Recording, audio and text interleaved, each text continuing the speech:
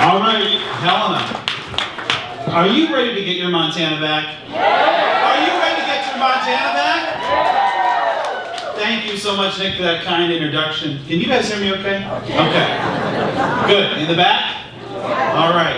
I want to tell you a little bit about the work I've been up to, about me, why I'm running, and about why I called Ryan Busse up and said, we got to win this campaign together.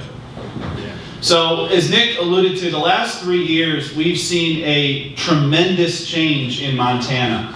We used to be a state where there was a basic consensus across Democrats and Republicans. You had to treat people decent and fair. We had to keep government out of our private lives and our private decisions. And we balanced the budget without raising people's property taxes. Remember that? And that's not just a Steve Bullock thing or a Brian Schweitzer thing. That's a Mark Roscoe thing. That's a Judy Martz thing. Okay? That's changed with Greg Gianforte.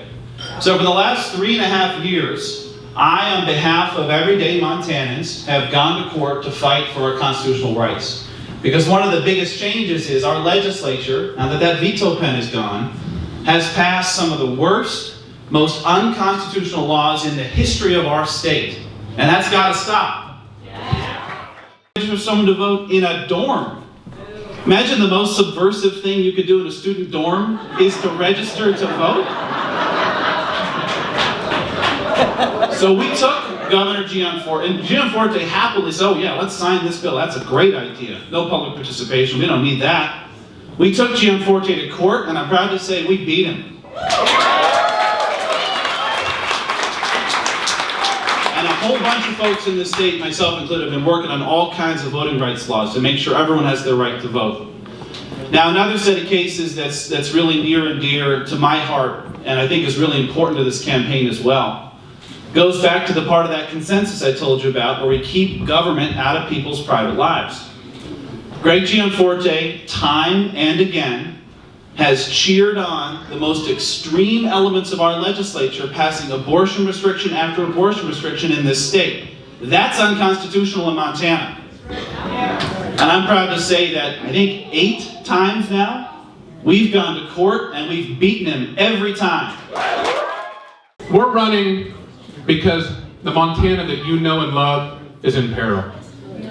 If you're a woman, if you know a woman, if you have a mom, if you're an aunt, if you're a sister, if you have a sister, if you have a friend that's a woman, have I hit everybody yet?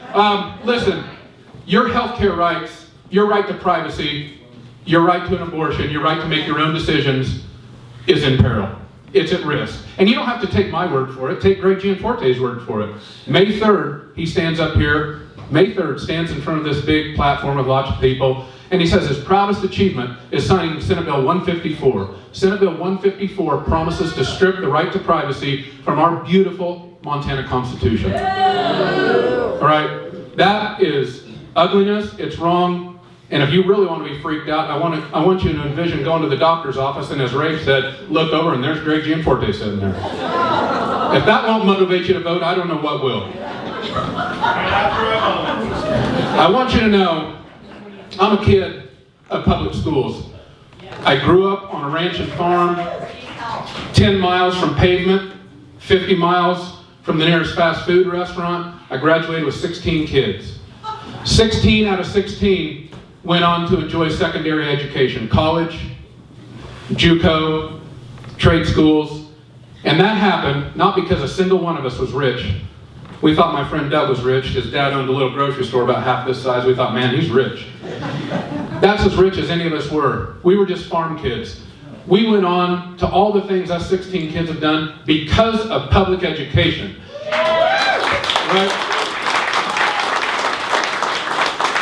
Our public schools are the backbone of our democracy. And by God, we better start fighting for them like that's the way it is. All right. We have an administration now that is doing its best to privatize public education. They're not making any bones about that. There's a case in court where they lay out their plans to pull money from poor small schools and give it to rich big schools. It's unconstitutional, but they're trying to do it, amongst many other things.